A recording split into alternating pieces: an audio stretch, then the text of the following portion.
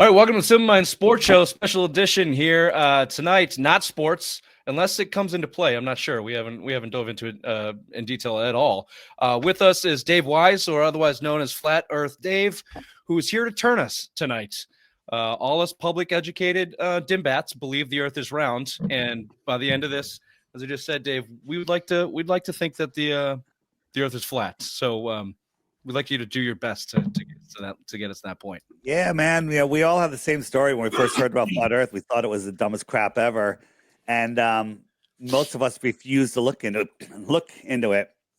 At least you guys are willing to look at it, even if you're trying to make fun of it. But that's how you become a flat earther. It's only when you look can you actually see. So the saying I have is, you can lead a man to knowledge, but you can't make him think. Today, we're going to try to make you think a little bit. You said you're public educated, which means you're publicly indoctrinated. Because in school, how do you get an A? Thinking for yourself, or just memorizing and regurgitating the bullshit that they put in the textbooks? Ray never got an A, but that's because you didn't even memorize, which is good. The higher educated you are, the more indoctrinated you are. So I want to tell you guys, this is my shirt. You're not stupid. It's stupid. Okay. And that's why you're not going to be able to figure out some of the stuff I'm telling you about the heliocentric model, because it's stupid. It makes no sense. Right. Well, this is the Simple Mind Sports Show. So we want to keep it as simple as possible. As simple as possible. So we can understand it. And also, I can understand it. It's mostly Ray. Everything is dumbed down. So we call him the bottom of the totem pole of dumb. He keeps all of our dumbness in line. But our listeners are not much better. So that's right. That's where we're coming from. I do have a private higher education degree. I don't talk about it a whole lot, but I do have that too. All right. Okay. All right. Hold on. Right. You guys know what Bitcoin is? Springfield College. That is. You guys know what Bitcoin is, right? Bitcoin. You know what Bitcoin is? So it's worth about what is it, 110,000 today, something like that. Mm-hmm. I'll give each one of you a Bitcoin if one of you guys can come up with a single proof we live on a globe. Okay. You have 3 Bitcoin. I have 3 Bitcoins. Normally I give 3 for one person, but there's 3 of you, so you guys can split it. Perfect. Okay. Great. I call all the Bitcoin. But I have no fear, because Earth is flat and the globe is so stupid that that you guys won't even be able to believe how stupid it is.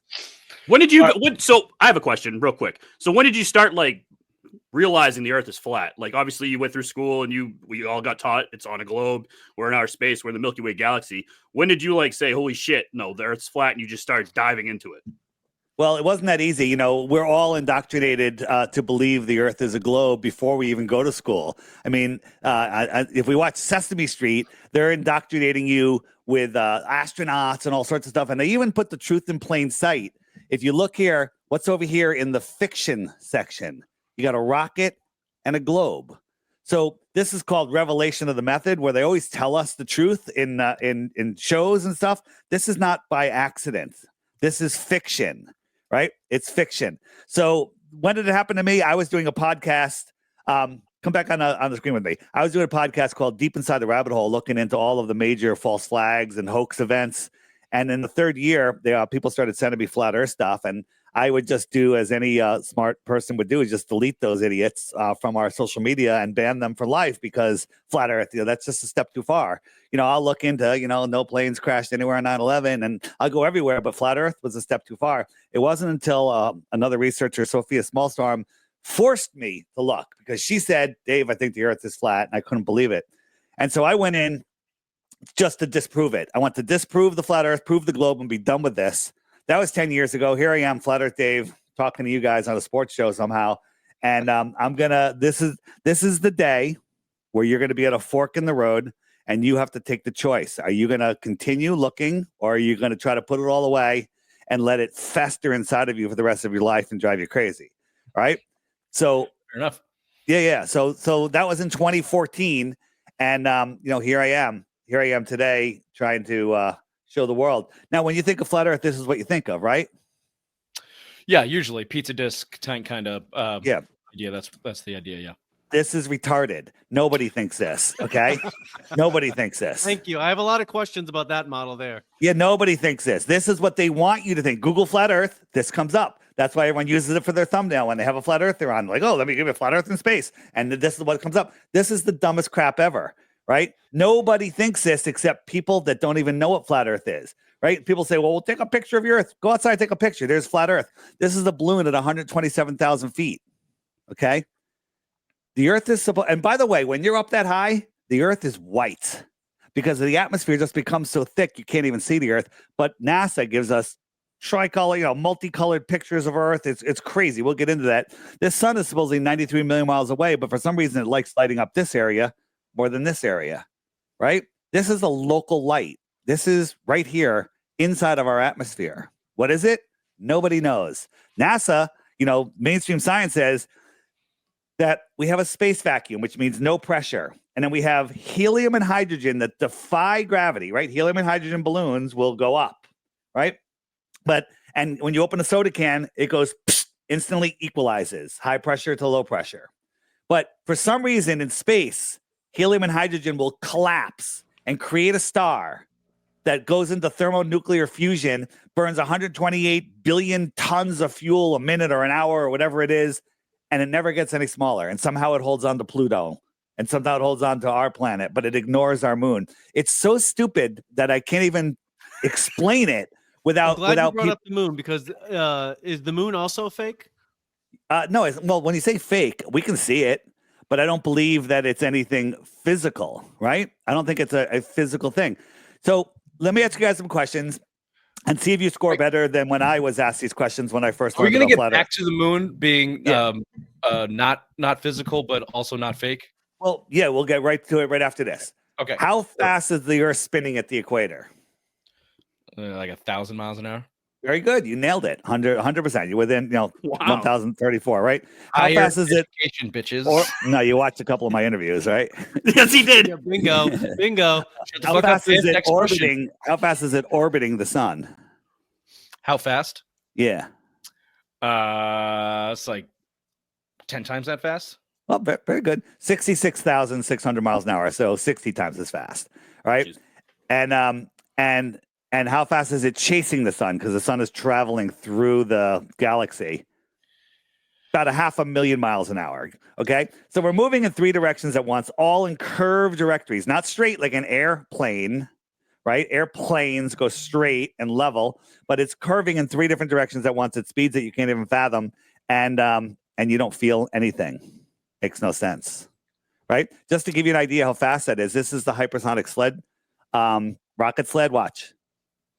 Didn't even see it. It goes by at Mach 8.6. So you have to believe, if you believe we live on a globe, that we live on a lumpy rock surrounded by curved water, which doesn't curve because we can measure that it doesn't curve, surrounded by high pressure air that doesn't have a container, adjacent to a vacuum, which is scientifically impossible, moving 10 times faster than this around the sun and 100 times faster than that chasing the sun. But when we go outside, we see stuff like this, right? All this is going on, and we see lakes that look like that. Yeah, so that is described by the idiot globers, that they will tell you that, what is it, relative motion? What's the scientific theory? That something we're already in motion, so you don't even know it. So we could be going 10 million miles per hour as long as it's the same speed. But unfortunately, none of those speeds are straight.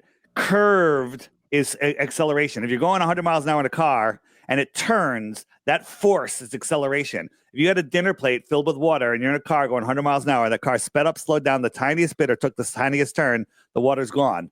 But we go out and see lakes like this. But isn't the theory of what you just showed us that we are constantly in that? There is no jagged movement of Earth. No, it's all curved. Every single motion, none of them are linear. They're all curved. Yeah, but right? let me dumb this down to Ray. In a NASCAR, that car is moving left-hand turn all the time, and it would take a sudden jolt to disrupt that continuous.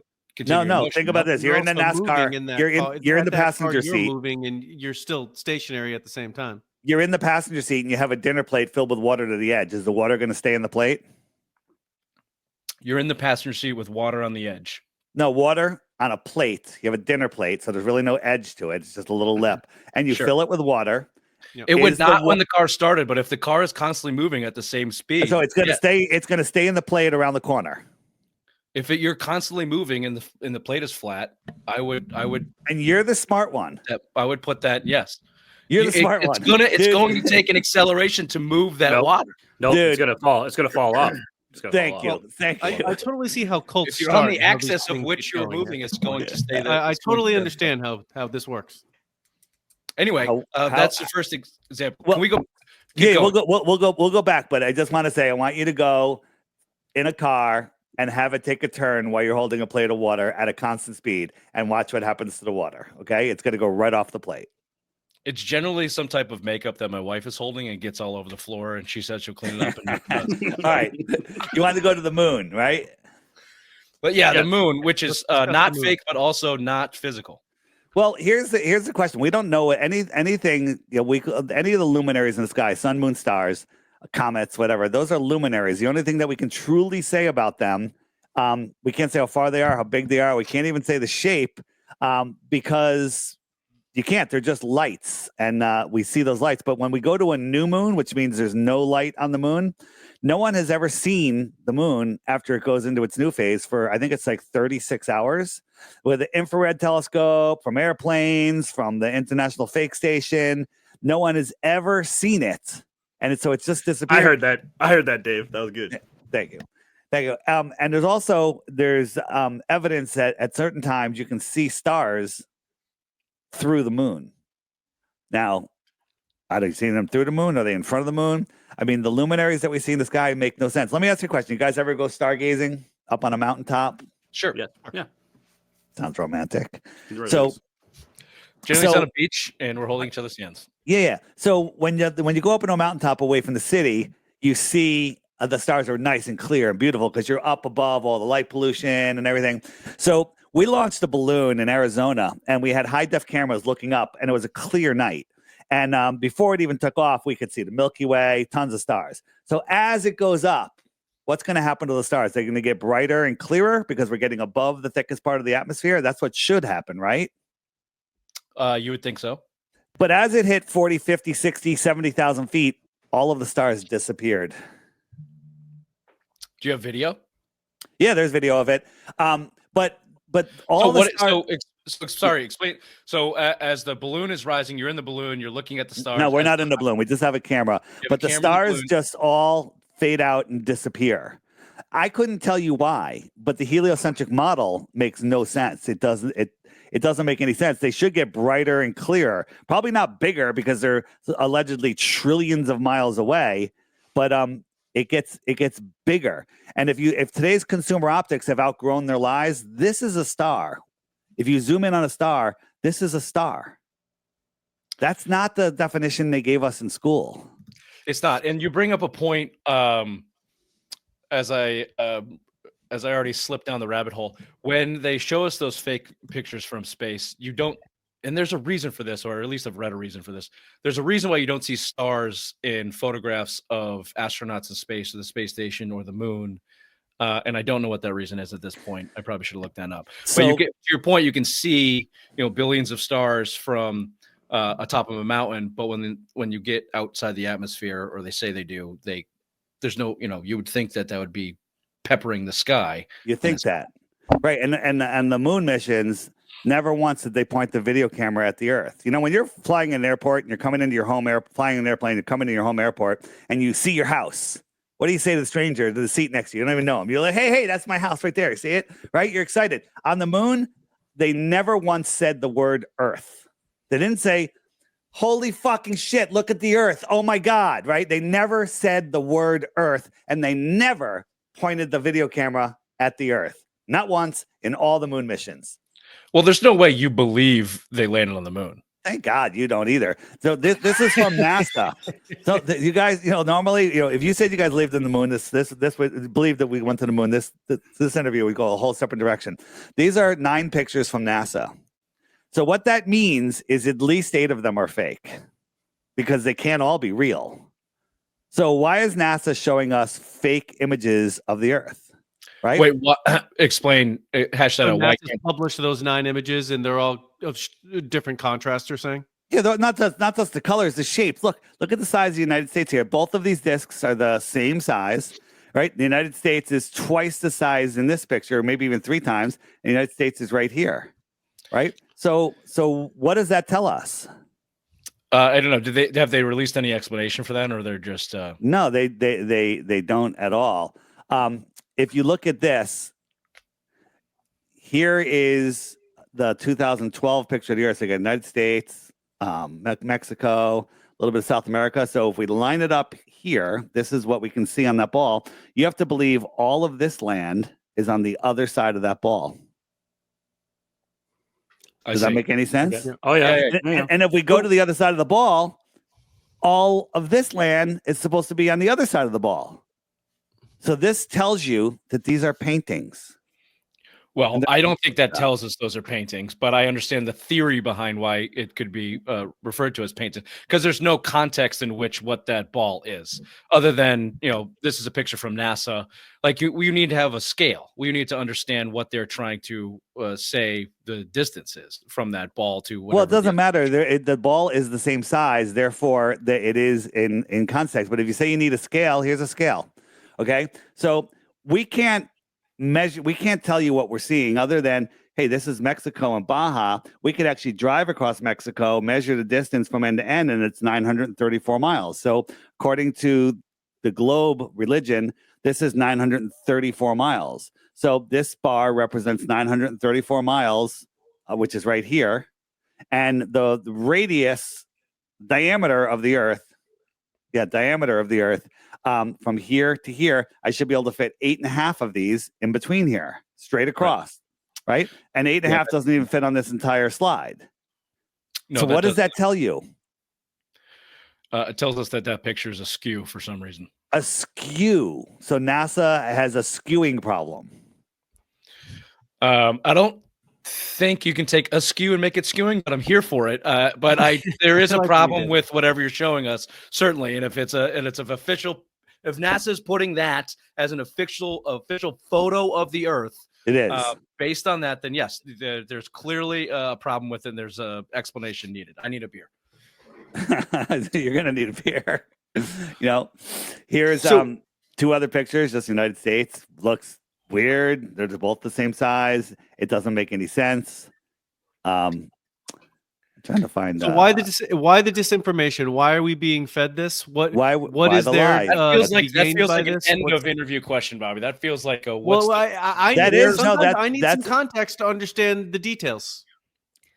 I normally judge people by how fast they get to that question. You got to it pretty fast. I give you a B+. All right. I got a B+. So here is the 2012 picture, United States, Mexico. We'll lay it down on this. This is a map of the world where all the continents are supposedly the correct size. So that fits right here perfectly. All of this is on the other side of this. There's a skewing problem, right? Or a complete and total fraudulent fakery problem. I can understand where you're coming from there. Yeah. NASA admits they have no photos of Earth. And the guy that did the blue marble that was on everyone's iPhone when the first iPhones came out, he admitted that he made it in Photoshop. He said, this was on everyone's iPhone. And he said, well, I just got data and I made it on Photoshop. And because it has to be. That's his famous quote. But if you zoom in on these clouds here, we can see that he's very lazy. Step and repeat clouds, clouds. He's just made it in Photoshop. Here's absolute proof. Why are they doing that? Why don't they have a picture of Earth? They got a picture of Jupiter. They got a picture of. But that's just some asshole working from Apple. That's for NASA. He's a NASA employee, not an Apple employee. But you said that's the little marble that they use for that. But they used his photo on the phone. He even said in an interview when he got his iPhone, he's like, "That's my photo." He didn't even know that they were going to use it on the iPhone. But he's the one that made the photo and did an interview about it. That he worked for NASA, and put it out there. Still an asshole. I get it. I again, things can fall into three baskets in this discussion. Works on a globe Earth. Works on a flat Earth, or works on both. Lots of things work on both. But what you're going to find is nothing falls into that first basket. Nothing. Because if one thing did, you guys get 3 Bitcoins. And nothing falls into that basket. This feels like he's already made that call. Well, I did because I've done the research. I've been doing it for over 10 years and 24/7. So I'm up for new information. If you guys can point me to like you No, guys no, say, no. We are not here. We are not here. The burden of truth. This is a turn me show. You need to turn Yeah, no, turn I us. get it. I'm going to turn you. So let's go with this. Let's take turns. Each of you tell me the reason that you think the Earth is a globe. Right? Gun to your head, is the Earth flat or globe? You say globe. Why? Because that's what I was taught. That's what I was taught. That's what I was taught. So do you realize that's a fallacy? Just you're letting someone else tell you what you should know. Yeah, for me, the reason is why would we be lied to about it? That's why. Okay, so you walk into a room and there's 20 dead people hacked with an axe. They're all dead. It's bloody room. And you go, why would anyone do this? I don't believe it. Right? Because I'm going to show you bloody murders today. I'm going to show you all of the globe evidence. And the question is, why? Well, we can speculate on that because we're not them, but I have a pretty damn good answer. Save it for the end, or I can give it to you now. It's up to you. Save it for the end. Let's go. Okay. Everybody's got to hang on tight. I just want to know, because I am interested in your model, but we're going to go through the full debunking of the globe and then get to your, the actual theory, because that would be that's what I'm interested in, actually seeing the way that right, your understanding is of it. So this is Mars through the P1000 Nikon super zoom camera. It's a little out of focus, but that's Mars. Not what NASA shows you, right? That's what Mars looks like. And this is Mercury.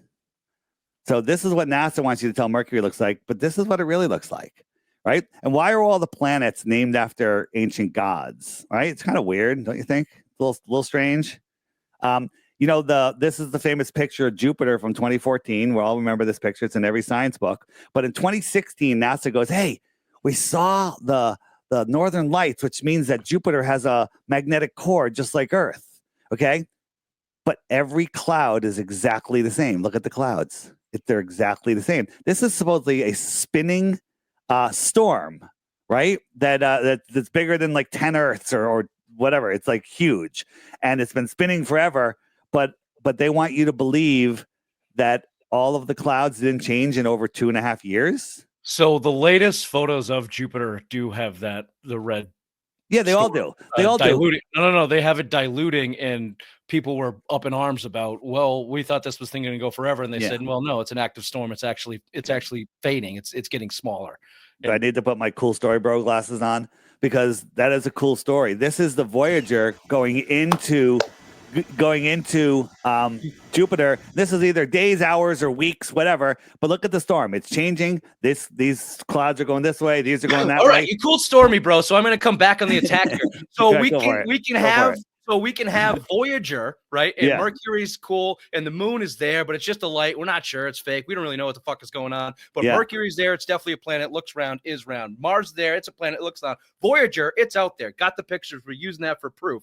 But is space real? We're not really sure. We don't know. Kind of bullshit. We've never been to space. A moon landing for sure, fake. So it seems like we're bouncing in between where you're getting your information.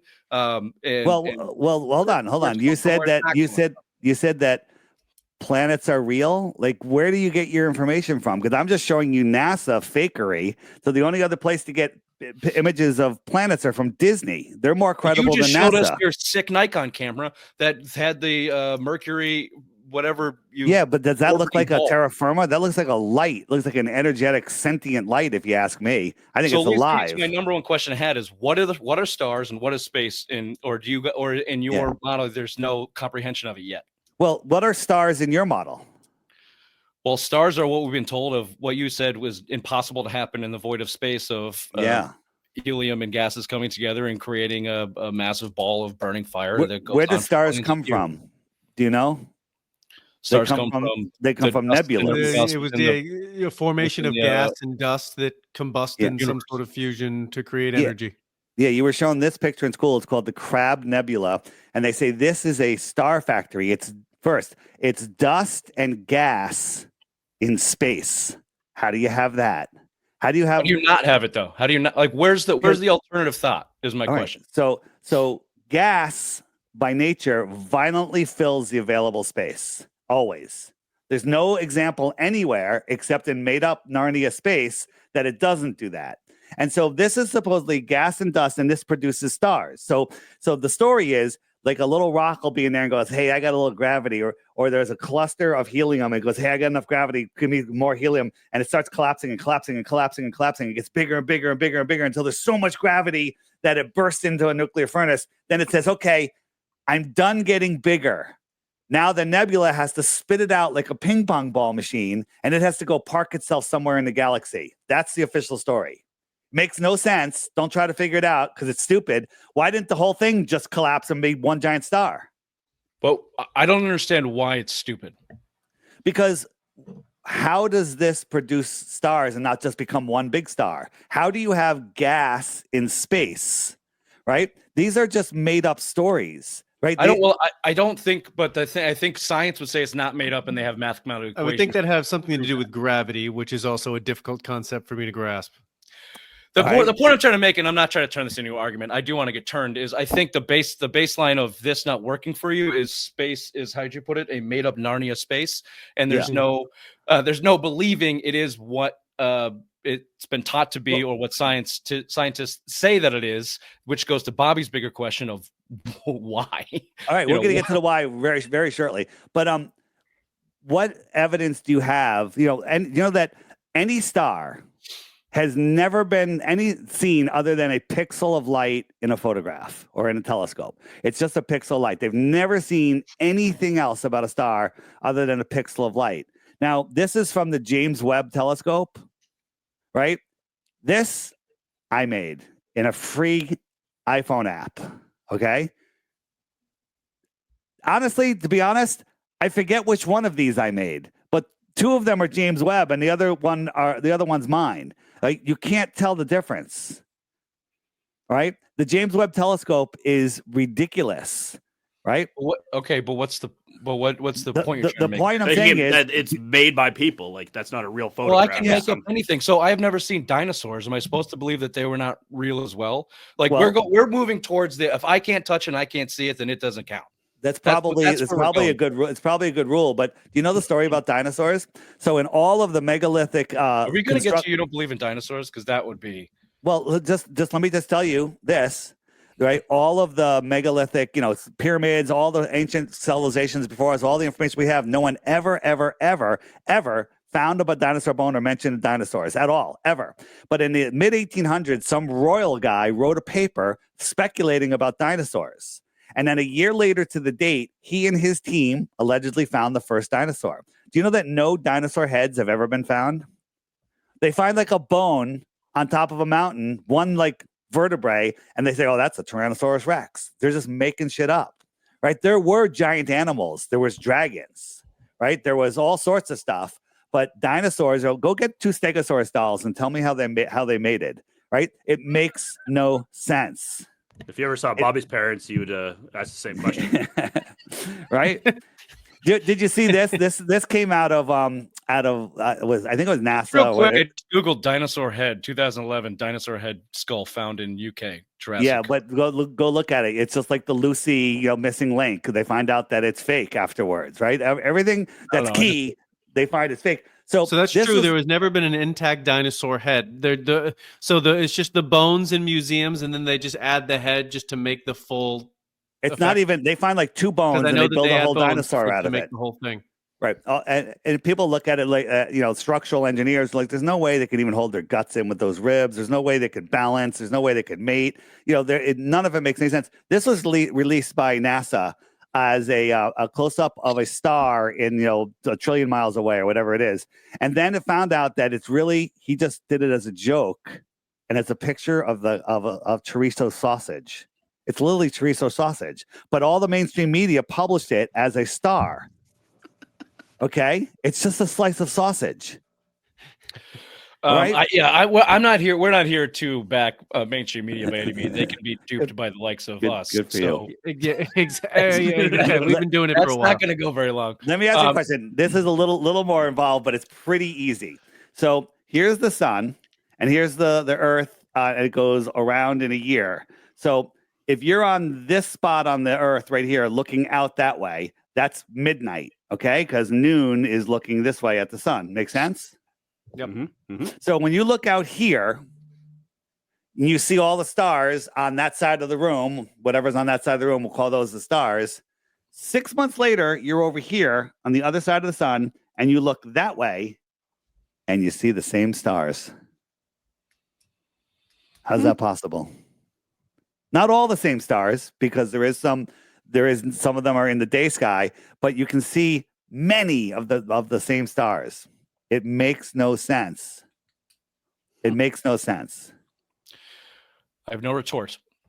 Okay, good, man. Listen, the ball religion is hard to let go. Nobody wants to release their ball. But if you say, why the lie is the greatest one. So when you're a baby, your parents probably, if you put a mobile of planets above your bed, you probably had, galaxy, NASA sheets and stuff. And then they put you in front of the TV, Sesame Street has astronauts on it. Disney is all space and planets. And school, they got a globe up there. And literally they're brainwashing you. And when you try to take a ball away from a baby, it's bad. But then try taking it away from a grown man that built his whole life around it, loves outer space, right? Loves aliens, right? Loves the whole extraterrestrial thing. You're not taking that away, because extraterrestrials are here on the extra terra, here on Earth, land that you're unaware of, that's being hidden. Is that lizard Right? people? Are you talking about lizard people? No, I'm not, but I'm not ruling that out either. We're talking about beyond the ice wall, I think, which is where I'd like to get to, because the ice we wall. talked about how So we're going to go there, but the globe is, but okay, again, go ahead. No, but again, we're going to get there, but we don't need to go beyond the ice wall to prove the Earth is flat. We can prove that here, right? And we're going to do that. We're going to do that. So here's something. On a ball, whatever the size it is, there's only a certain distance that you can see before there's curvature, and the curvature is like solid curvature. You can't see my mouth because it's behind the curvature, right? Zooming in isn't going to bring it back because there's solid curvature. But on a flat Earth, things are just perspective, and it comes where the sky and the ground meet because due to perspective. And then if you zoom in, you can open it up and see a little farther. But the horizon is an optical thing. But on a ball, on a clear day, there should be physical horizon. So large bodies of water at rest need containment. You can't have a gallon of water or more without a container, right? You can't. Can you think of a way to have a gallon of water without a container? No. So it needs a container. So here's a lake, a reservoir, whatever. At rest, it lies flat. At cold, it freezes flat, and you have flat ice. So we're on the ice. We got a camera 6 inches off the ice. We put these 4 lights out there at 8 miles, 7 miles, 6 miles, and 5 miles away. Now, that doesn't sound far, but the Earth, the size it is, according to globe math, there should be more than 30 feet of curvature blocking this one, like that ball was blocking my mouth, 22 feet, 15 feet, and 9 feet. But we can see them all, and they all look to be at the same level. Now, you would have to believe that this one is here's on a flat Earth. We can just see the lights at those distances. But on a globe Earth, you have to believe that your tangent to where the Earth curve starts, that this one's refracting up, this one's refracting up farther, this one's refracting up farther, this one's refracting up 30 feet, and they magically stop on this line tangent to where your eyes are. That is impossible. At night, no humidity, refraction, smaction. It's nonsense. Why don't they refract up higher in the sky so we see them floating in the sky like stars if they're refracting? They're not. Refract this, you fucking idiots. But can we, speaking of idiots, can we just dial back to what, again, we're talking to simpletons here. Yeah. The entire theory we're talking about here, because we're a little bit beyond what is actually happening. So what is refraction supposed to be doing in the globe model?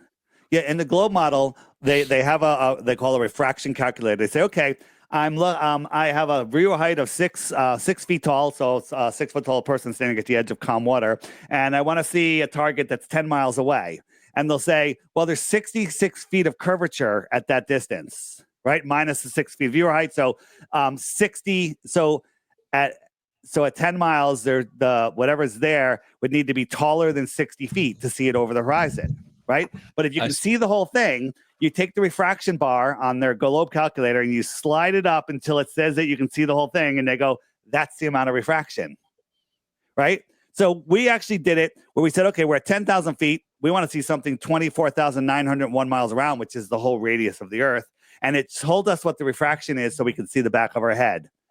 It's stupid. It's a Narnia slide to make their stupid globe religion work. Okay? So It's then, a just to Narnia be slide. clear, you under the theory, with whatever camera you have would be able to see as far as possible. You could see whatever is out there as long as there's nothing blocking your view, basically, right?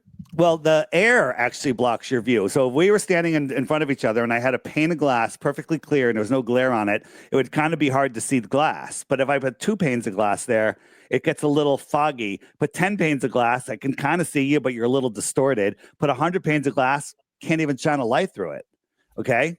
And so that's what happens. Light attenuates, which means it gets absorbed into the atmosphere. So let me show you what that looks like with the sun.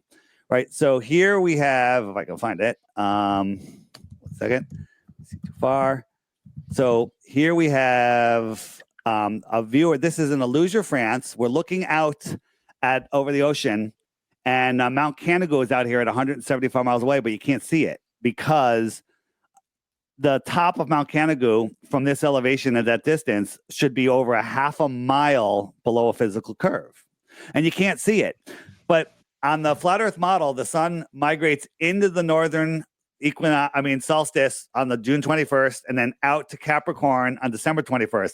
And it goes back and forth. And twice a year, it lines up with the viewer and Mount Canigou. So you don't see the light that's bouncing off of Mount Canigou because the light that's bouncing off of Mount Canigou is not strong enough to push through 175 miles of soupy atmosphere. However, the sun is much brighter. And it is bright enough to push through the atmosphere. And when it goes beyond Mount Canigou, it backlights it. So the very top of Mount Canigou here, jump forward a little bit, should be over a half a mile below the curve. Here's the globe explanation for this. The mountain is below the curve. The sun has already set. But the sun is refracting up like it did on the ice. And the mountain that has no light on it is refracting up and blocking the refracted sun. Don't try to figure that out because it's friggin' retarded, all right? It's stupid. But that's their only explanation. It's their only explanation why we can see too far. Here's another one. This is the Alps, and it's hard to see these mountains here, but if we zoom in on this, these are over 700 miles away, right? These mountains. And from this location, there should be over, and I rounded down, it's closer to 60, 50 miles. 50 miles of curvature.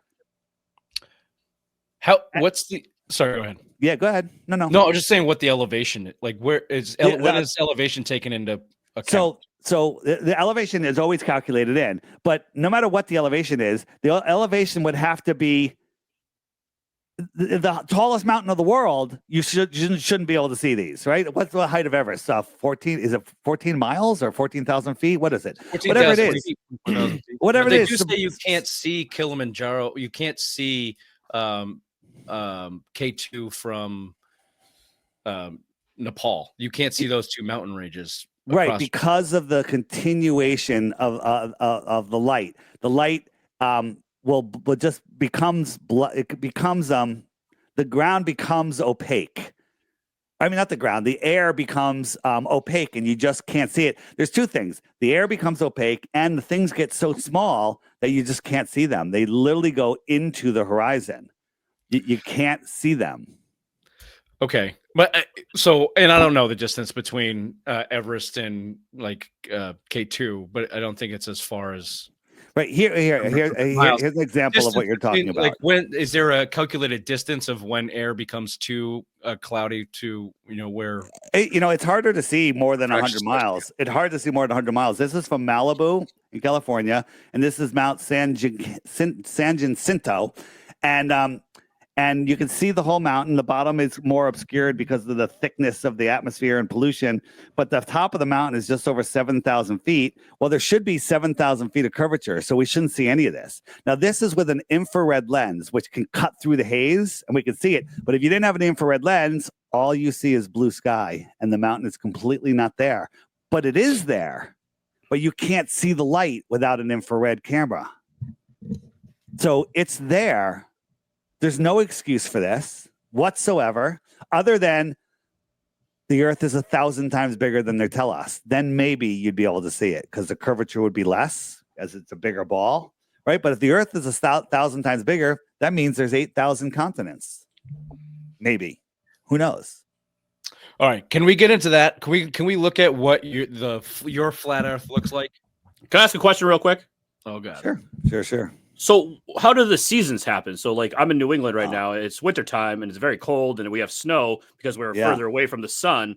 But you're saying that with the whole globe and we're floating through space and that's why it happens. But you're of the belief that we don't. So like, where does the weather come from? Like, why is it? Yeah. So that's a great question. Where in New England are you? I'm in Connecticut. Oh, I'm in New Hampshire. Bobby's from New Connecticut too. Bobby's in Connecticut. All right, nice. And it's cold here. It sucks. Today is freezing. I hate it. Okay, it's brutal. So when you're both of you assholes could destroy the 95 corridor through Bridgeport, I would gladly believe in whatever Earth you want. Yeah. So on a now follow this. This isn't. I'm going to go through a couple things here. It's easy. You guys are way smarter than the ability to follow this. If the sun is 93 million miles away, so you got a 93 million miles away in the morning, and it's cold. And then in the afternoon, you have a 93 million mile away sun, and it's warmer. And then in the afternoon, you have a 93 million mile away sun. So there's no difference in the distance of the sun, no significant difference, right? Because this is what, a couple of 1,000 miles, whatever, not even 100 miles. And it's cold, or it doesn't matter if you stayed still. So the sun is on the ball Earth is the same distance from you all day long. Cold, warm, cold. Well, on a flat Earth, in the morning, we have a distant local sun, distant, but it's local. And then it's way closer in the afternoon and it's hot. And then it gets farther away again as it's moving across the Earth, right? Far, cold, warm, close, cold, far, right? So that's how it works. So this is what it looks like on a Mercator map. So this is in June, right? We're here. You're in New Hampshire. I'm in Connecticut. The sun's close to us. It goes across the Tropic of Cancer, which is really a circle. I'll show you that in a second. And in the winter, right now, we just passed the December solstice. Look how far the sun is from us. We're here. The sun's way over here, which means it's low in the sky. If you go out on a road with streetlights, you're standing under a streetlight. That's your summer sun. The streetlight down the road, which isn't above you, it's lower, but it's really the same height. It just looks lower. That's your winter sun. It's farther away. It's lower. So this is what it looks like on a flat Earth. In June, the sun does this, and it's close to us for a long time. That's why we have longer days. And then in the winter, it's out here, where it's summer out here, and it's farther from us, so it's lower in the sky, so we have much shorter days because it only will be above visible when it's a certain distance from us. So that made sense, right? That wasn't too confusing, no? It does, but then how does the sun set? Hold on. Oh, that's a great question. Hold on. So I have a question on that map. So does the speed of the sun change? It changes, absolutely, and we can talk about that. So do we know how? No. Okay. The sun, I don't think is a physical object. But if you had a flashlight and you pointed it on the floor 3 feet in front of you, and then you spun around at a rotation speed of 1 minute per rotation, you just drew a 6-foot diameter circle with that sun, right? That would be your Tropic of Cancer circle. And it took 1 minute to go around, and it made that smaller circle. And if you just pointed it 6 feet out and did the same rotation, you just did a 12-foot diameter circle. At the same time, the sun is going much faster, but you will rotate it at the same speed. So that's one explanation. But so in the summer, we have longer and longer days until June, and then after June, they get shorter and shorter. Well, if the Earth is a globe, as our days get shorter, people at equal latitude south, their days should get longer, but it's not. Everyone has their own length of their day, but the time between sunset and summer here in the north, when the sun sets, you can't see it anymore. We have twilight for almost 2 hours, right? New Hampshire, like 2 hours, it's still light. But in the winter, as soon as the sun sets, 10 minutes, it's dark, right? That's because the sun is going faster. But everywhere on Earth, from June to December, has shortening times from sunset to pitch black. And then everywhere on Earth, from sunset to blackness, from December to June, has longer times. That shows that the sun is speeding up for everybody and slowing down for everybody. So we're outside. It's freezing cold. You're laying down. You're a woman, by the way, and you're freezing cold. It's That's cold for you, outside. Ryan. Yeah. So somebody comes over and holds a heat lamp directly above you. Okay. So that She's is a slutty woman. yeah. So that's directly above you, right? It's directly above you. I'm over here. I'm cold because the sun's far away and it's lower in the sky for me. So this person's going to walk towards me, and it's keeping the sun at the same height. And I watched it get higher and higher and higher. And this person watched it get lower and lower and lower from their point of view. My summer, their winter. Their summer, my winter. It's very simple. Seasons. I like how you explain things using like these common observational terms and like measuring things in ways that we could do it. But you've mentioned things that flat Earth theory can't explain. What is it that you need in order to get an explanation for those things? How would you find out why the sun changes speed? And also why it's not real. Well, I would say it's not real. Nobody knows what it is. The thing is, falsification is independent of replacement, right? Like if we can falsify how the lunar eclipse happens, we don't have to tell you why it did. Like let's say I accuse Rich of stealing the last cookie from my cookie jar, right? And then then you guys said no, Rich was in Australia and you proved it to me. And I go, nope, he did it until you can tell me who else did it. Right. And if you can't tell me who else did it, then he's guilty. That's stupid. That's called falsification is independent of replacement. Completely disregarding centuries of science that have. What science?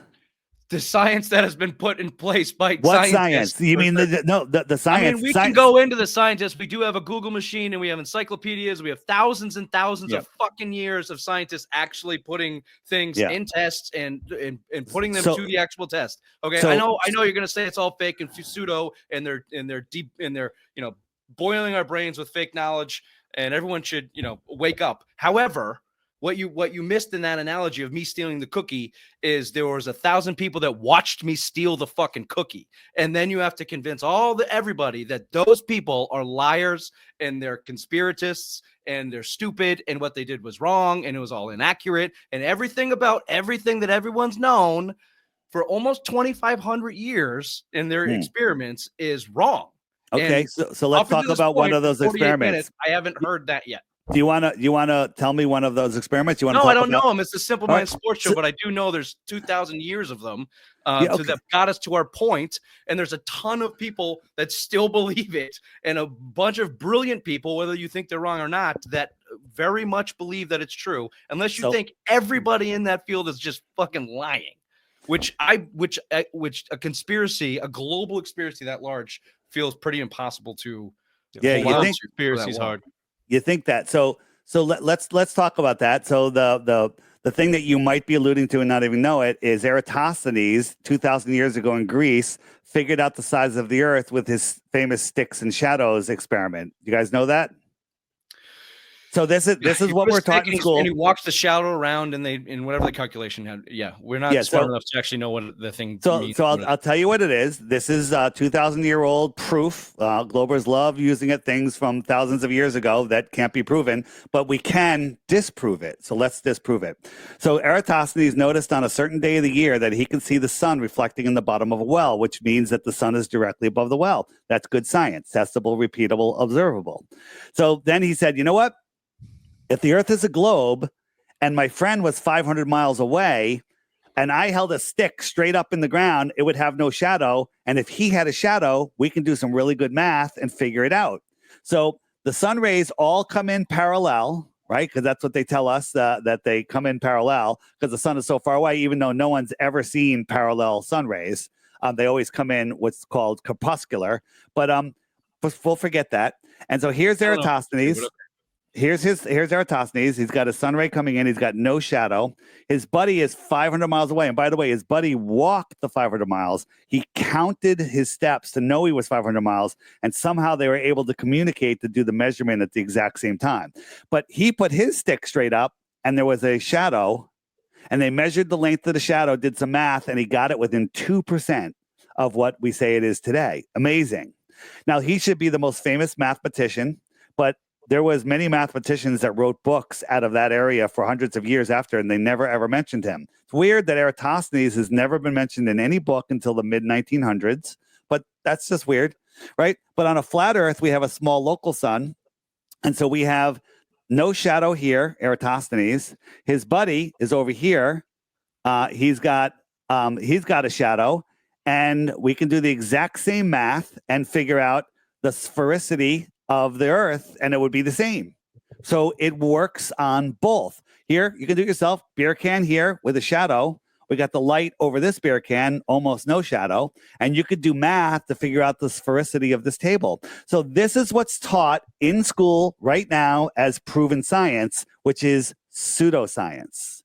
So you got a little heated. You said there's thousands and thousands of science. This is one of them. I just disproved it. Do you have another one? Because I have another one if you don't. I don't know if first, frankly, I don't know if you disproved it. Your disproof was thousands of years ago. Who can trust it? It's bullshit. They walked 500 miles. That's not, you didn't follow. I have no shadow here and a shadow here using the same logic. There is a shadow there on the very one. If I move the light over just a tiny bit more, there would be no shadow. Well, okay? Then why would you give us a demonstration that's not accurate to what you're trying to prove? There is. I have a question. Okay. Stop. Here, no shadow. See the shadow? And I could do the math, the same math Eratosthenes did, and figure out the sphericity of this flat floor. Okay. So what I'm showing you is it's pseudoscience. There is no science of the globe, or I'd be out 3 Bitcoins. Yeah, I have a lot smarter people. And keep saying you're not smart because you are smart. You just don't want to use your mind. You are smart, baby. Yeah. I have a question. Where did tides come from? Tides. Because, that's another good one. Thank you. So tides. So tides. Tides. So tides. Because tides come from the moon. They tell us that the moon is what's pulling it. Yeah. This is what they tell us, right? So they tell us that the moon pulls the water away from the Earth and creates a high tide bulge. Okay, cool story. And then there's a low. So it's every 6 hours. So this is high tide, low tide, and on the other side of the Earth, there's a high tide. Do you know the official story why there's another high tide on the other side of the Earth? This is the official story that Neil deGrasse Tyson teaches people, right? The moon is pulling the water away from the Earth. And because this water on this side is so far away, it's actually pulling the Earth away from the water, creating a bulge on the other side. And then the Earth rotates in between those bulges. Don't try to figure it out because it's stupid, right? It's stupid, right? And then we have clouds with trillions of pounds of water in it that float in the air. That doesn't make any sense, right? And so here's the issue, right? You got the sun and the moon. Let me go over here. So you got the sun over here and the moon over here. So this moon is pulling a high tide. Well, the sun has gravity too, and it has more gravity than the moon. So shouldn't there be a high tide over here? Then the moon comes around. We'll bring them over to this side, right? So you got the sun and the moon over here. So it's a new moon. Can't see the moon. Now you have the sun's gravity and the moon's gravity. There should be higher tides, but there's only the highest tides are when there's a full moon. That's when the sun and the moon are on opposite sides and sharing the tug. But when they're both together, there should be massive tides, and there's not, right? So that's problem number one, right? Well, that's because the sun is so much further away and the moon is so much closer. But the sun has more. The moon because the Earth is on an axis, so you're closer to the moon. Yeah, but the sun's gravity is way stronger than the moon's gravity, and when they're both working together, the tides aren't as high when they're actually pulling on other sides. The sun can hold on to Pluto, but the moon can't hold on to Pluto, right? And so there's also another thing called tidal. This one called tidal nodes, right? So all of these red dots are tidal nodes where there is no tide, and then high tides and low tides circle around them, which completely blows away the moon theory. And if you look, if you match it up to the magnetic fields of the Earth, these tidal nodes match up with the magnetic nodes, right? It's very interesting. But again, we falsified the moon's gravity as the cause of the tides. Now, I do believe that the moon has something to do with the tides, because when the moon is powered up, salt water is affected by it, not fresh water. Salt water is affected by it because we live in an electrical system. The Earth is a giant battery. The sun and the moon are the anode and cathode, and only the salt water is affected because it carries the current. When you say salt water, you mean oceans. Oceans, salt water, correct. Salt water in a cup at tides is not going to be affected by the moon, but oceans are affected because they are larger bodies of water. And there are tides on Lake Michigan. You can affect Lake Michigan has changing tides. That's fresh water. So when you say salt water, you just mean oceans, and that's because it's a bigger body of water. Therefore, we can feel the effect. But we are approaching an hour, Dave, and I do want to see your model of the Earth, which we have yet to see. That would be where we'd want to go, and then eventually get to the big lie. Yeah. So as far as a model, we've modeled the sun. All right, we've done sun tracking. We did a 24-hour live stream, and we had everybody that had the sun over them call into the live stream and show us the sun. And so wherever the sun is, it's noon, and we show that it does go around the Earth in a circle over the azimuthal equidistant map. And so right now in December, we're out here near the Tropic of Capricorn. But if I jump forward 1, 2, 3, 4, 5, 6, so it goes in June. It's in here. And all of these places will tell us, if wherever you see the sun, it's there. So we know what it does in between the shorelines of Antarctica, okay? In between the shorelines. We don't know what it does out here. We just recently got an observation that the sun does circle, or appears to circle, depending on what was seen out in Antarctica. So the sun appears to be in an apparent position. So this is simply how it works. If you look at okay, so we've got the round sun. We're not sure exactly how it works, and we're not sure exactly if the sun is physical or not. Same with the moon. We haven't touched on Antarctica, which is a good piece. Bobby, I know you had a question on that. Go ahead. Yes, the ice wall. What is the ice wall? What is behind that ice wall? Yeah. So have you guys heard of the Antarctic Treaty? Yes. Yes. All right. So the Antarctic Treaty says there's no free and independent exploration of Antarctica. And Antarctica, even if there was, it's really a tough place to navigate around. But let's look at Antarctica. So where is it? So if you look at the average height of all the continents of the world, Antarctica is the highest continent by over double. So Antarctica is the shoreline of our world that holds our oceans in. Remember, water needs containment. Whoops, not showing it to you yet. Water needs containment. It's the shoreline of our ocean, right? Water needs containment. So the question is, what's out here in the outer space? And again, let's not get to the outer space yet. I know Bobby asked that question, but dive back. So Antarctica is the highest, the tallest, the highest. How did you define it? It's the average height of Antarctica is over double the average height of any other continent. All right. Well, the obvious Ray's brain went to Mount Everest. So when I'm going with what it is. Is he saying the frisbee's upside down in the cup, so the water's holding it all in? So there's a big ice wall, and Antarctica is going all the way around. Is what he's trying to say. Antarctica is the shoreline of our world. I understand that, but when you say the highest, based on what? So the highest average elevation, it's higher than all other continents. And allegedly, there's mountains in Antarctica that are called Dome A, Dome B, Dome C, that are higher than Everest, but they don't teach us that in school. And again, we can't go freely explore to prove it, and they're not telling us the truth. There's no photos of Antarctica from space, right? There's no photos of Google photos of Antarctica in space, and you get all cartoons, right? Yeah, they're all cartoons, and you can only go to the shoreline, right? And people say, this is a non-ice wall area. This is, I believe, the peninsula of Antarctica. But if you go to other areas of Antarctica, this is the shoreline of Antarctica, right?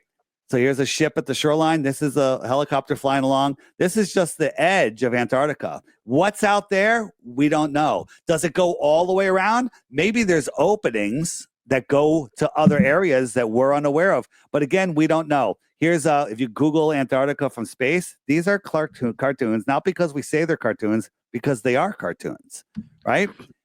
So the easiest question here is if the Earth is surrounded by a barrier of ice, and we've had explorers for a very long time, why has no one sailed west off of California or east off of China or wherever else and hit this big barrier of ice? When people think flat Earth, there's got to be an end to it or an edge to it. Sure. So why has that not? That seems like the easiest way to prove that this is the case. Yeah. So boats have gone out there and they get turned around. You're not allowed to free and independently go beyond 60 degrees south. And they tell us Antarctica is either between 10 and 13,000 miles around. So the last person that tried to circumnavigate Antarctica was Captain Cook. It took him 3.5 years and he went over 68,000 miles. Okay. How is that possible when the equator is just 25,000 miles around? So unless he's going around the world, right? There's no information about what's in here, right? And so this is what I call the Antarctic Basin where we live. We live in a pond, and this is the shoreline of our pond. If you pay $3,000 or $4,000, you can go to a little island on the tip of this peninsula. Now, this peninsula is gigantic, right? And it's called Deception Island or Rothschild Island. Those are the two islands that they take you to. They show you some penguins and some ice, and they kick you out, but they don't let you go out here to see what's out here. Can I show you? I'll go a couple minutes over. But so just real quick. So in that map, though, right? So let's just take the west coast of what would be Africa.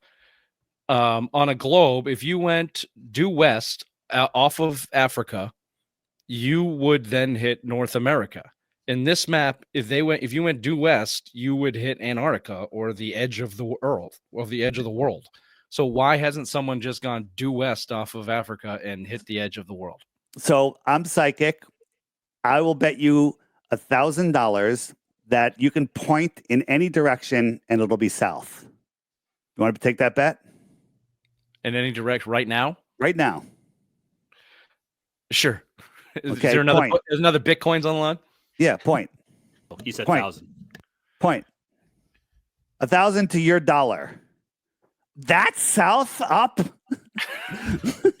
That's south. Earth is flat. Try with $1,000, man. Every straight line is every straight line goes south. Let me show you why that is. Okay, so on the flat Earth, the Earth is the center of the Earth is the magnetic pole. So here I got a compass, and the compass is pointing towards the north. So I'm trying to push this compass west, and I have to keep turning to the right to maintain a heading of 270 degrees west. So west is a circle. It's not a straight line, right? And so I end up right back where I started. Now, if I try to go east, I have to keep turning to the left to maintain a heading of 90 degrees because the compass always has to point towards the center. And I'm back to where I started. Now, if I try to dead reckon west, right? Dead reckon west, I'm not going to correct once I start moving. I'm moving south. See how I turned? And now south is every direction. Every one of these lines is south, going from the center out. So everything's south. So everything's south. That makes it very easy for Ray, except I don't think that's right. Because hold on. On that map, though, that looks okay. Except on that map, if I went south or west or however we're calling it from Africa, looks like that'd take me a hell of a long time to get to North America going west. 100%. Not the case. Right? On a globe, so, hold on. Let me answer that. So on a globe, to the tip of South America is down near Antarctica, and Australia is down near Antarctica on the other side. So you should be able to just go here and then pop up over here. But nobody has ever done that, right? When you go south, right? South is away from the center. You go south. And on a flat Earth, you would never come up to the other side. No one's ever done it. Billions of people have circumnavigated east and west, right? And then some people have gone North, watch, I'm going north, I'm going north, I'm going north. And as soon as I pass the North Pole, I'm now going south. Compass instead of 180. Every straight line brings you to the edge of the lake. I have a That's question. Antarctica. Go ahead. Okay, so but before No, you go, shut Ray, up, shut up, Rich. No, I'm going. So if you dig, everyone says you dig like, and you go to like China, like that's the like wives trail. So what's below us? What's there? Right, so let me just mute him real quickly. You muted him? Yeah, that was ridiculous. I thought it was a great question, but I mean, whatever. It's a great question. I think that map that you showed us, I think there's a lot of airlines that would have problems. Well, so I'm glad you brought that up. And listen, we're going to wrap this up. We're in a a minute. little late, and I do want to end on the big lie because it's okay. I won't walk away before we're done with the big lie. So, the deepest hole ever dug is less than 8 miles. So if the Earth wasn't a Macintosh apple, we drilled a quarter of the way through the skin. And while they were drilling, they were wrong every step of the way. They were like, oh, no more water, no more rocks. They hit more water. They hit more rocks. Then they hit an impenetrable barrier. They couldn't get any deeper. They tried for years. Some creepy stuff came out of that. And they couldn't get any deeper. So, but somehow they know the next 4,000 miles to a molten magnetic core. There's a thing called the Curie point. Any magnet, when you heat it up, it loses its magnetism before it melts. But we have a molten magnet core, which again, like space and the gases in space, is scientifically impossible. So what's below the Earth? Nobody knows. This is pseudoscience, and it's in every science book. Okay? Nobody knows what's below 8 miles. Nobody. No flat earther, no globe earther. They just speculate based on a stupid ball theory, right? Well, they speculate the molten earth based off sending waves into the Earth. Yeah, and again, the Earth. Right, the P waves, the S waves. Yeah, that hole is in Russia. It's in Russia, the core borehole. Very good. That one is a good. That's a good conspiracy theory. Spirit walk of truth, because they guard that bitch with a lot. Yeah, of did you hear like these friggin' hellish sounds came out of there? Crazy. Yeah, crazy. Like I heard it once. I just thinking about what I heard, and I don't ever want to hear it again. I think it's 12 or 14 miles, but anyway, yeah. It's 7.8 miles. It's 7.8 miles. All right. So without getting into it too deep, here's the globe. The top is the north. The bottom is the south. Now think. There's thousands of airports in north of the equator. If you take any two airports, and you fly a plane from one to the other, would that plane ever need to go below the equator to get there? I don't know. Well, you should be able to think it out. The answer is no. Get a basketball, draw an equator on it, put 1 million dots above the line, and try to connect them with the shortest line. Never, ever, ever would you have to go below the equator. And guess what? No flights in the north ever dip below the equator. The same should be true for the bottom of the ball, going from a southern airport to a southern airport. But here's just one flight. New Zealand, which is right next to Australia, which is around the corner. And then we got Argentina, which is down off of South America. And FlightAware says the Great Circle route, shortest route, is right here. That's how the flight should go. Maybe it can go like this. Who the hell knows, right? But this is the shortest route. You want to see the real route that it goes? So the actual flight route goes from New Zealand to San Francisco across the equator to Houston, Texas, and then back down across the equator to Argentina. Why would it do that? And the answer is because the shortest distance between 2 points is a straight line. New Zealand, San Francisco, Houston, Texas, Argentina, right? And there's hundreds of these. Southern flights don't make any sense on a globe Earth. They only make sense on a flat Earth. And there's emergency landings that are worse, right? Where they have an emergency and they land somewhere that should have been 2,000 miles out of the way. They get there in 10 minutes. But if you look at it, it's on a flat Earth map. Here's the World Cup soccer team. They say, well, sometimes they have to pick up other people and change pilots, and and that's their hub. Well, they had their own chartered flight. Argentina won, Buenos Aires team. They were in Doha. And so they left, private plane, just want to go home. They went to Rome for fuel. That doesn't look like it's any closer. But if you look at it, Doha, Rome, open ocean, no place to get gas, home. So this is the route that they took, but this is what it looks like on a globe. This is stupid. This makes sense, right? I get it. I think the airlines have a problem, and what you're showing us is a 3D model and a 2D model for the flight there from a globe. But we can have this debate or a conversation really for hours, and you've had it for years, Dave. I'm going to get to why the lie, but before I'm going to give you guys, this is the app I have. All right. So this is where I'm grifting. I'm selling my $3 app, and it basically is to save you time, because if you Google flat Earth, you're only going to get the nonsense. If you Google top 10 reasons the Earth is flat, Google's going to feed you top 10 reasons the Earth is not flat.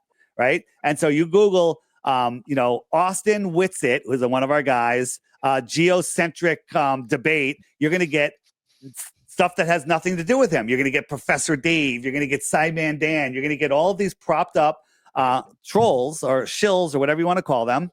And it's not going to feed you information. The app every day has a featured video. Here's the challenge for everybody listening: 3 Bitcoins, but you don't waste my time. You have to watch the daily video, which is right here every day for 2 weeks while you're having your breakfast. At the end of that 2 weeks, if you think you have a glow proof, you can send it to me, but you have to click the question mark first.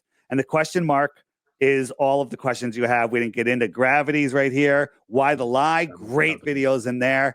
What about where does the sun go? Ships over the horizon. All of this information is being hidden from you. Rainbows to tsunamis, the Antarctic sailboat race, right? It shows you how these things actually all prove the flat Earth. And there's tons and tons of stuff in here. And so there you go. So what is it called again, Dave, and where do you find it? FlatEarthDave.com, because there's already fake versions on the Google Play Store. Just FlatEarthDave.com. Click the banner there. It's $3 one-time charge. There is some advanced features. There's a dating site on it. There's a Did you stop a flat earther, right? Yeah, Right. well, look, these are the people that are near me that have my app. Okay, that's Bobby. Bobby's right there. If I look, funny enough, that's the same map that have Ray's mother's ass. 211,000. Here's the UK. A few. These are all people that are awake and aware. Here we are. Look at New Hampshire, right? Oh yeah, no, that's chock full up there. We're getting there. Look at. I didn't look at Nova Scotia. Beautiful, right? Scotia's. And yeah, amazing. St. John's, nice. Not a lot there, Dave. Nobody lives there, dude. Nobody lives there. Well, I'm just saying the Nova Scotia didn't look that great. Yeah, well, that's right. These are just, listen, this represents less than 1% of the people that know the Earth is flat. These are just the people that have my app. Most people don't even know who I am, right? So they will now. Yeah, so well, after watching your podcast, it's going to really go viral, I'm sure. Hell okay. Yeah. So, and here's the other thing that's going to happen, and I'm going to do why the lie, and then we're out. The trolls who follow me everywhere are going to go, Dave's a grifter, his app doesn't work, he's using globe math, it's been disproven with the Antarctic sun observation. All of that is bullshit, okay? But go look at their channels. They'll leave 100 comments, but they have 0 content on their channel.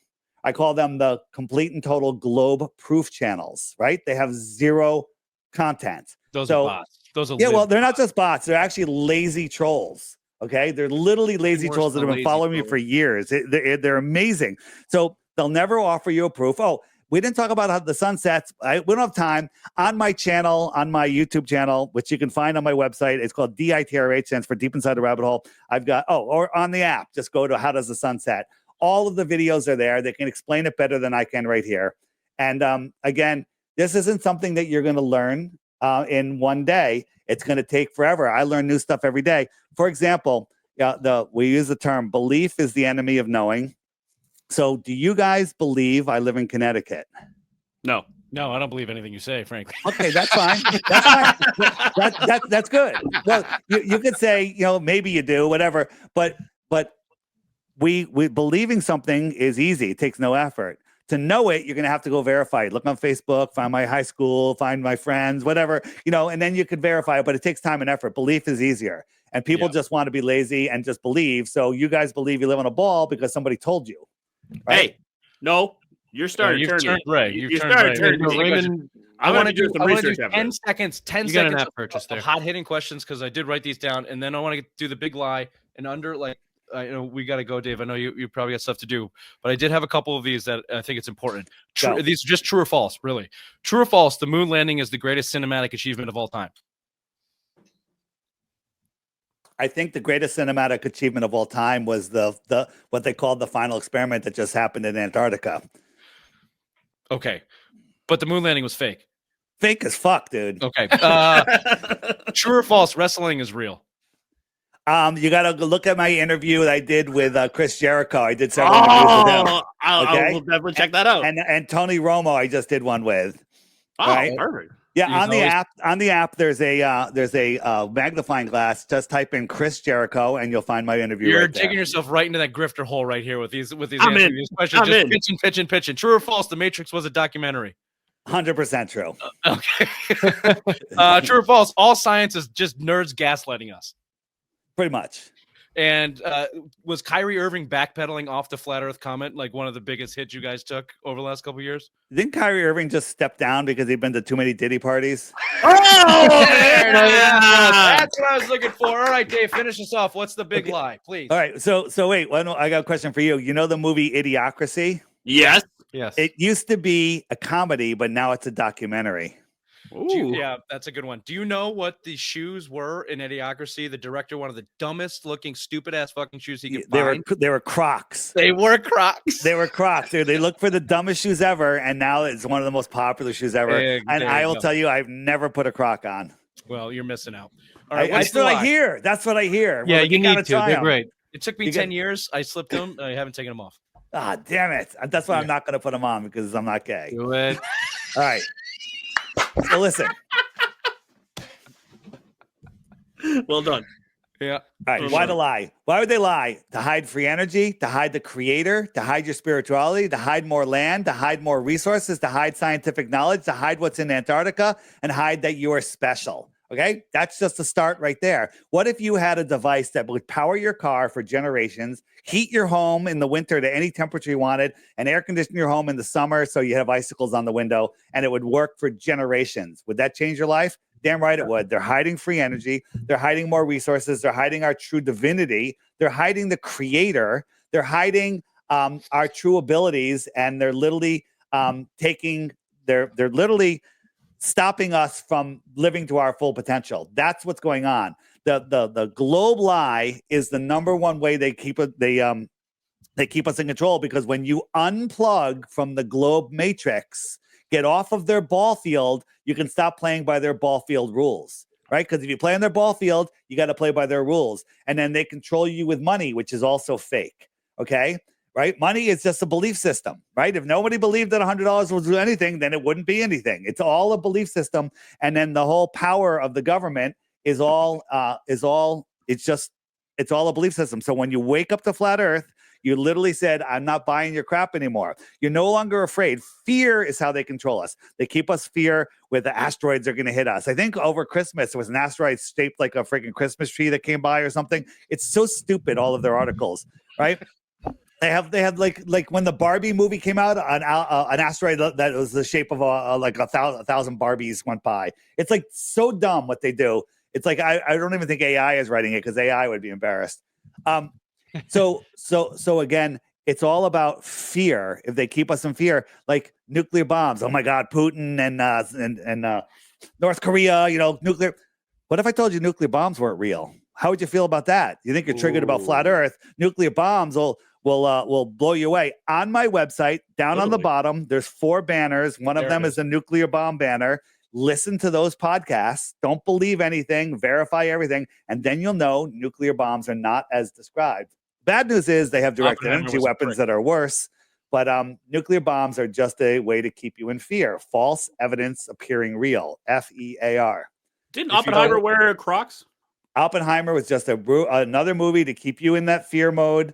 And that project was bullshit. The peripheral are hiding it all. And here is the Council of Foreign Relations, the United Nations, the Bilderberg Group, the Club of Rome, the Royal Institute of International Affairs, and the Trilateral Commission. This is known as the Round Table. These are the people that we think are running our world. These are the ones that are running us, or try to, but they're the puppets of the real people who are probably beyond the shoreline of Antarctica. Can't prove it. But all of our leaders go down there at the weirdest times, and they disappear for 3 days, and then they come back, and then they have their new marching orders. But there you go. And it seems like the flat Earth is the gateway drug to this round table conspiracy of the proverbial they. And open your minds. Take is it the red pill or the blue pill? I don't know. It's the red pill. And have you guys looked into the old world yet? No. I've Googled it a little bit. So don't Google because they're not going to do anything. On the app, there's a button that looks like a dragon. But it's a griffin. And this is the old world area. This is old world order. Amazing. Blow your mind away. Start there and then move over to my lunch break. Okay. Ray likes that. The rabbit hole is so deep. You're never going to come out once you go in. It's amazing. And then you're going to walk out in your own hometown. You're going to look around, especially New Hampshire. You're going to go, how the fuck did I not see that my whole life? You're going to be looking into these buildings and be like, how did I miss that? This is amazing. Old world order is the gateway drugs to get you in. There's all sorts of stuff in here. This guy on Instagram called, let's go. What is it? Spacing on his name. Oh no, yeah, that's it. I'm the improbable dreamer. Amazing. You'll learn about airships, and all sorts of stuff. Hey, Dave, speaking of holes, real quick, since you're in since you're in Connecticut, Bobby's mom's there. Okay, there we go. We muted him. Thank you very much, Dave. That's the official key to be. We're off the rails. FlatEarthDave.com. FlatEarthDave.com. Just here's what I say. Don't believe anything I say. Verify everything. FlatEarthDave.com. If you don't want to get the app, just scroll down until where you see a big picture of me. It says Crash Course. Watch the first 4 videos in there, and then you're fucked. Okay? You're a flat earther. All right? You cannot watch the first 4 videos and not reject the ball. It's scientifically impossible. So there you go. Dave, who's this guy? Who's this guy? Tartini here. Tartini? What do you mean? Look at the screen. Look at the screen real quick. What is that? What am I looking at? Can you see that? The question? Oh yeah. Ask him about Tartaria. So Tartaria is an ancient civilization, not ancient, a civilization that was here just a couple hundred years ago. I mean, in the 1700s, this place was amazing. We are literally getting their technologies being released to us slowly. I mean, there was free energy technology. Again, watch Old World Order, then go to My Lunch Break, watch a bunch of those, and then you'll understand what Tartaria was. You'll understand that dragons are real, dinosaurs are fake, nuclear bombs don't exist. Earth is flat. You are important. You're special. You're smarter than you think. And there are no shortages. We're not overpopulated. And the elite are trying to kill us. All right? Awesome, there Dave. it is. In a nutshell. That's how you close a podcast right there. Dave, this has been fun. If nothing else, Ray, you've been turned. I'm still skeptical. Bobby, turned or nay? I am skeptical, but eyes open. 1 out of 3 is not bad, Dave. We got work to do. We'll go to your app and see if we can finish it up. Go. I mean, the app is like when you're cruising around, you want to quickly find stuff. It's the best way to go. But watch the crash course videos on my website. No, you've intrigued me. The crash course video again. If you're like, oh my God, he's right, the Earth is flat. You're lazy. You got to go do the work before you literally commit, and you will commit if you don't let the trolls distract you. If you don't fall down the Professor Dave nonsense, right? You have to look and think for yourself. Scale of 1 to Hitler. How much do you hate Professor Dave? Oh, he's the worst. Hitler might have been one of the greatest leaders of all time. Okay, we're gonna let you go. We're gonna let you go on that one, Dave. Hold on. We've reached. They took AI and they took Hitler's speech and they translated it into English and they put it on like an American-looking politician and they played it for people and everyone's like, "Wow, that was a great speech." You should hear what he actually said. You should hear what Gaddafi said. Right? Amazing. Where can I find this one? Where can I find this one? Ready? Write this down. Write this down. Shut, Rich. All right. StopLookThink.com, and right at the top, the biggest banner, it says "Occupied." Now, listen, that's a heavy-duty documentary. Don't watch it with the kids. Heavy duty. Watch that, and then think about it. Okay. Hey, all right. I'm we do not condone Hitler, but we appreciate you having your time here, Dave. We call him everyone, the man with everyone the knows man Hitler with the was a great leader. He got no, we don't know. We don't know. I know you said it. Hitler. Yes, clip that up. Clip it up. Yeah, you can clip it up. You could clip it, whatever. Basically what we've been told is a lie. Yeah, everything's a lie. Everything's a lie. So there you go. And I'm Jewish, by the way. Okay. Shalom. Happy Hanukkah. Yeah. Thank you. Is it Hanukkah? It is Hanukkah, right? It is Hanukkah. Yeah. I don't know, man. I don't know. Me neither. All right. Me neither. Peace, guys. There you go. There's a show for you. There's a Bye, show. Dave. Thank you very much, man. This was awesome. Dave. Thanks, All right, Dave. see you guys. See ya. Bye. Bye. Well, there you have it. That was a rousing edition of Simple Minds Sports Show. I wanted to get one sports question in there and didn't quite have it, unless you consider slaughtering 6 million Jews sport. We got that one in at the end, which we don't. We don't condone that at all. But what a way to end it. Ray, you are clearly turned. I saw you fucking leaning in. Just I don't see. I can't see. I'm on my wife's computer. It's a small nodding screen. your head, smiling and smirking. Hey, it makes sense. You might get my $3 tonight. Not a single thing he said made sense. There were only a couple things where I were not smart enough or didn't remember my 6th grade science to go, wait a minute. I know how seasons work, but I can't explain it to you right now in the fucking Earth is on an axis. It tilts, it spins, it goes around the sun. Sometimes we're further, sometimes we're not. That's how seasons work, not because the sun's not real and it's in a small circle, then it goes to a bigger circle.